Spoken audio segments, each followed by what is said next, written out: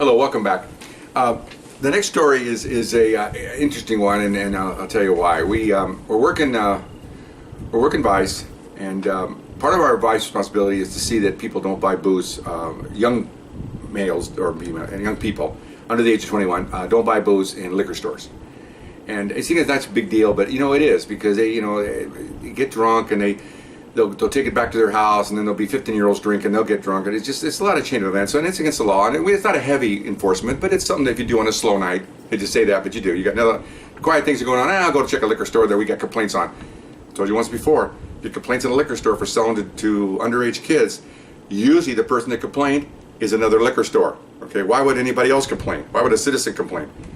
Because the law-abiding liquor store sees that their rival across the street or down the street is selling to minors, making a lot of money, and he calls. So we go investigate this. So we're sitting outside. We're growing grubby. We're just standing outside loitering like most everybody else does, and we see a gang member-looking kid go in, and we're watching. So he goes in. We're watching the counter, and he gets a six-pack, and he's underage. He's probably like 19. He was 19.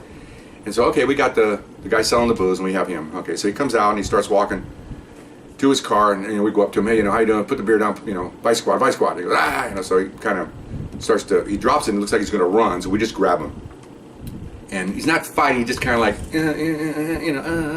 So, and then he calms down, and so my partner cuffs him, and we're going to search him. So I go, you got anything here? And I reach right here, and it felt like it was a bag of marijuana. I said, what do you got, marijuana? No, I got nothing. Well, instead of telling me what he had, he just says, I got nothing. Well, I've heard that 300 times in the last 2 years, okay? So it's kind of stuck in there, so I unbuckle his pant, I zip it down a little bit, and he's kind of struggling. So I feel the plastic bag, and I pull it out. Well, it isn't marijuana, okay? It's a colostomy bag, okay? This is a first for me, okay?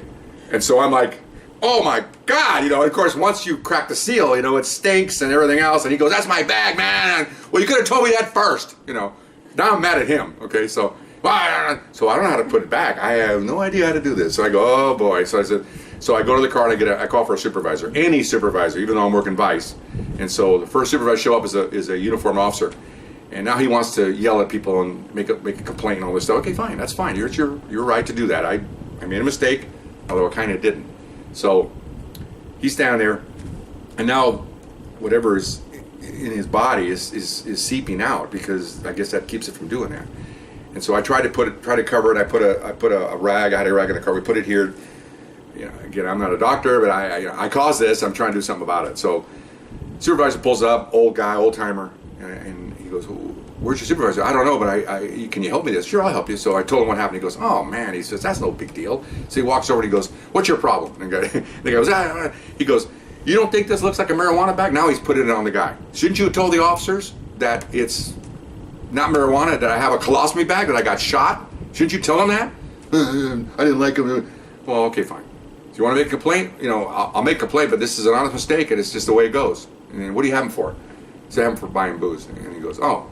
He looks at me and I go, I'll tell you what, Sarge, how about if I tell him I'll just write him a ticket and not put him in jail, and we'll just negotiate this complaint. If he wants to make a complaint, then we'll just put him in jail and we'll just call it even. Did you hear what he said? He'll just write you a ticket if you be cool about this. Okay. All right, we're going to take the handcuffs off, you put it back on.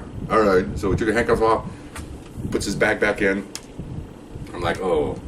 Puts it back in his pants, and he had some seepage, so it does smell. So even afterwards. So then he puts it, everything's fine, he's squared away. So we take the cuffs off, I write him a ticket. Sounds like we're trying to plea bargain this thing out, but it was a negotiation to make sure, So I write him, and about that time, my supervisor rolls in, vice supervisor, and the other supervisor telling him what happened. And then he's kind of nodding at us, and he goes like this, and gets thumbs up. So I finish the ticket, he signs it. It's just buying beer. It's like a $50 fine, $100 fine, whatever they charge. So we took the beer, obviously booked it as evidence. Kid got in his car and took off. And then that sergeant, I thanked him, and he took off. And then my supervisor goes, "Wow!" I said, "Yes, it's a new for me. I really feel bad about that." He goes, "Hey, it's a big deal. You don't know what it is. Did it feel like a plastic baggie? It sure did. Although in retrospect, it did feel like it was a little bit thicker than a normal bag. But again, when he's yelling and we're struggling, I just feel the plastic, and I'm going to go get it." And go, "Oh, no big deal. Well, okay. See you guys later. Back to normal work and another day in the life." And I'm like, we get in our car, and I look at my partner, and I go, "Whew." That's a first. And, oh man, I said, well, are we going to be careful in the future? Oh, maybe, maybe not. We don't know what they have in there. We've had people hide narcotics in their wooden legs. We've had them hide narcotics in Pampers boxes, all kinds of stuff. So you cannot rule out anything. Okay, really, you can't. And so, you know, hats and you know, bras and all kinds of stuff. They're hiding this dope and whatever everywhere. So anyway, so that was my little bag story, and it was kind of gross, and it did stink, but yeah, it's the way it goes. So anyway, hope you enjoyed it, and we'll see you next time. Bye bye.